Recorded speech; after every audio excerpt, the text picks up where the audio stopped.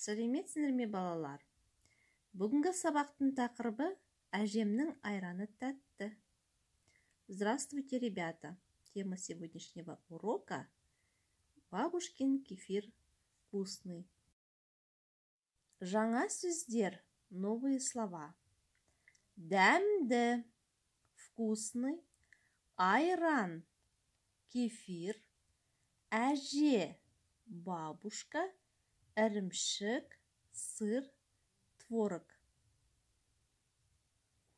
Бір қайталап шығайық.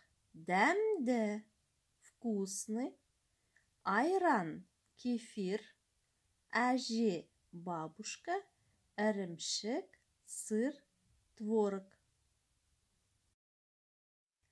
Тыңда, оқы, қайтала. Слушай, читай, повторяй. Диалог.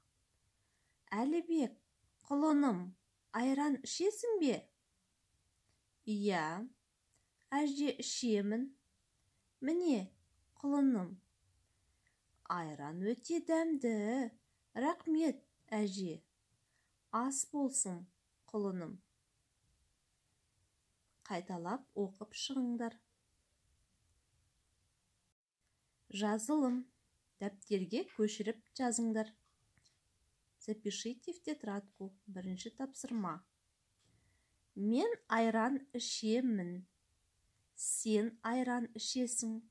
Сіз айран ішесіз. Ол айран ішеді. Айтылым. Екінші тапсырма. Устная работа. Әр қатардағы артық сөздерді тап. Найдите в каждом ряду лишнее слово. Себебін айт. Расскажите причину, почему убрали и почему оно лишнее. Не себебін артық екен айтасыздар.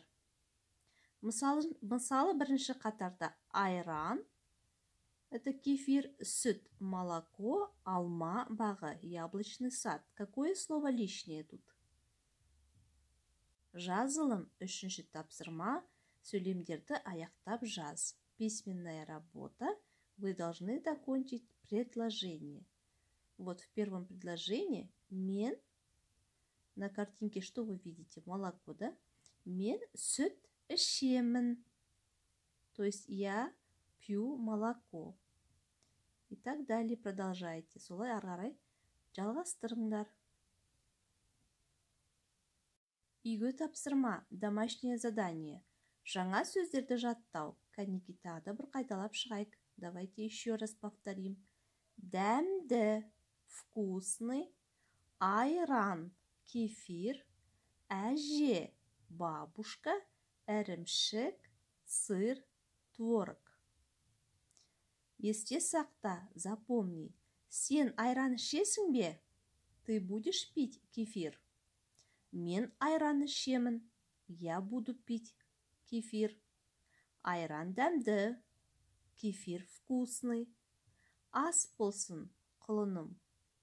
Приятного аппетита. Осымен сабағымыз аяқталды. Сау болыңдар.